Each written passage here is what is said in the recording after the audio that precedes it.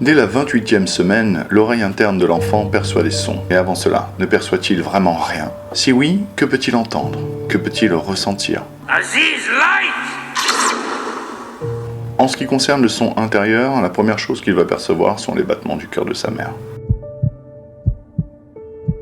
Ce qui, dans la musique contemplative, est représenté par le taiko au Japon. Les bruits gastriques et aquatiques laissent passer un brouhaha du monde à travers de l'eau. Dans les recherches des civilisations sur le son primal, il y a le trait linguistique que l'on retrouve dans énormément de racines linguistiques pour désigner la mer.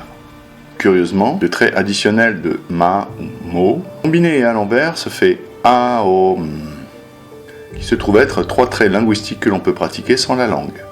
Ainsi, le om permettrait de ressentir des vibrations qui sont ancrées dans une mémoire aquatique.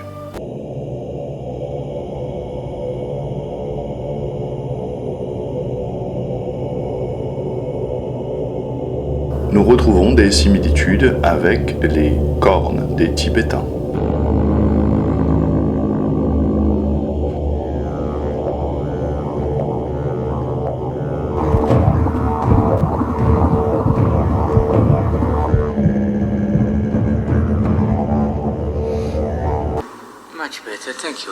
Mais si avant le son il y a la vibration, alors cette vibration, que peut-elle être et que peut-elle bien nous faire ressentir?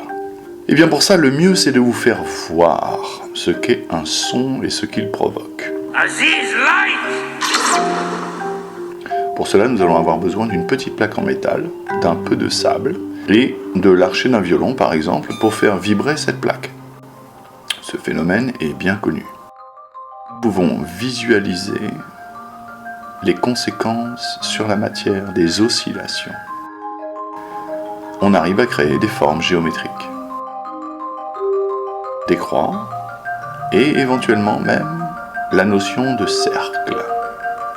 Maintenant, regardons les choses avec un haut-parleur à différentes fréquences. Un monde fantastique se dessine.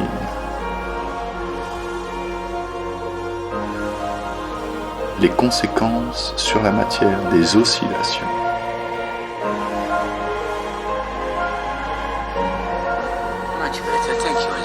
Qu'est-ce que cela implique dans le corps? Nous n'en savons pas grand-chose. Mais une chose est sûre, c'est un phénomène très intéressant.